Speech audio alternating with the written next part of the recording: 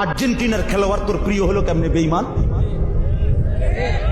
এই মুসলমানের বাচ্চা বল বেটা, এখন দাঁড়ায় বল বেটা, কোন কাফের বেঈমান, কোন খ্রিস্টানের বাচ্চা, কোন ইহুদি, তুই মুসলমানের ঘরে জন্ম নিয়া তোর রক্তে মুসলমান মার রক্ত, তুই কেমনে ওই বেঈমানের মতো সাজবি?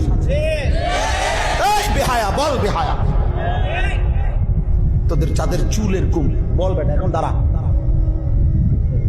ওই বেঈমান তোর পছন্দ হলো কেন?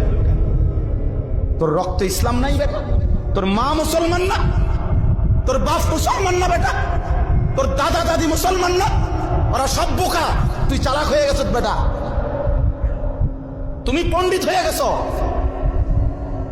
কোন বেঈমানের অংশগ্রহণ করলাম? কেন সাজলা বেঈমানের মতো? তোমার নবী নাই, তোমার রাসূল নাই, তোমার আল্লাহ নাই, তোমার নবী সাল্লাল্লাহু আলাইহি সাল্লাম চুল রাখে নাই? কথা বলে না কেন? আল্লাহর নবীর চুল ছিল কিনা? নবীজির চুল মোবারক ছিল কিনা? তিনি চুল রাখতেন কিনা? তো তিনি কেমনে সাজলেন? এটা আমার পছন্দ হয় না কেন? নবীর সাহাবী সোয়া লাখের চাইতে বেশি সাহাবী, লক্ষের চাইতে, ওনাদের চুল ছিল না মাথায়? তো ওনাদের চুল কেমন ছিল তার কোনো বর্ণনা নাই কিতাবে? তো তুমি দেখো না এটা? তোমার ধর্মকে তুমি এত বড় বেইজ্জতি করলা কেন? তোমার রাসূলকে তুমি এত বড় বেইজ্জতি করলা কেন?